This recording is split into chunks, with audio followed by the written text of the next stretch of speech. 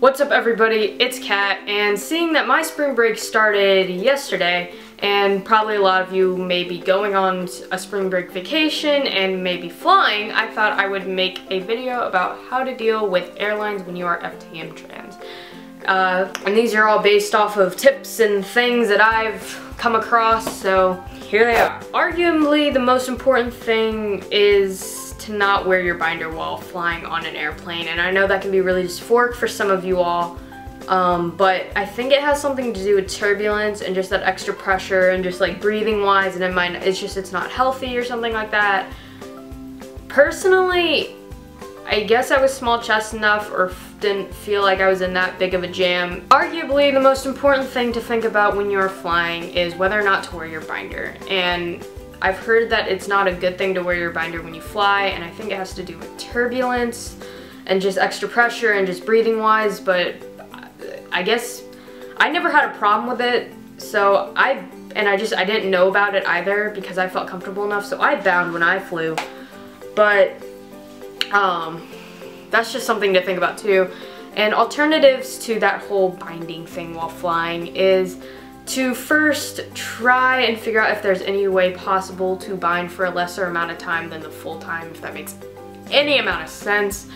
And this could be if you have enough room changing into your binder on the airplane, or taking off your binder while on the airplane, or if you're small chested enough like me, just wearing an oversized sweatshirt or something instead of having to bind because you can pass well enough anyway. Something else also to consider is dealing with security, and the normal metal detectors, the one where you step in and it scans for metal and you step out, those don't pick it up, but the detectors or whatever, when you have to stand like this and it goes around in a circle or whatever, those detect it. And that happened to me last year when I went to Orlando. What is with you and your little tippy tappies? Stop! Go away! So, as I was saying, the big detector things where it's like this whole chamber, whatever, you step in and then it does the whole spinning around thing, that picks it up. And that happened last year on spring break when I was wearing my binder for the first time on a trip, and it picked it up and it was like, what is it, like, it's a compression vest, and then it's like, my mom didn't know I was binding or anything, and that's the whole way she found out, which was kind of embarrassing, but it was a nervous wreck, so just be aware of that. Another really good thing to do is, if your name, or if you don't per se look like your name on the boarding pass or whatever, carry an ID with you, and that's just a good tip in general. Just carry an ID with the name and a picture of you on it, just like some sort of formal ID, whether it's a school ID or a driver's license or even a passport. But those are the two big things having to do with binding, just wearing it on the plane and security. So that's all I got.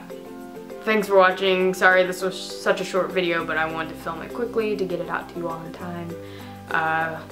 So yeah, thanks for watching. I'll see you soon. Goodbye. Also forgot to mention, and I'm not sure if this is still valid or not, but usually if you go through security and the only thing you're wearing is a light sweatshirt, they won't make you take it off. I did that once and they didn't make me take it off. So if you want to wear a light sweatshirt and don't want to bind, if you only wear a light sweatshirt, then they won't make you take it off.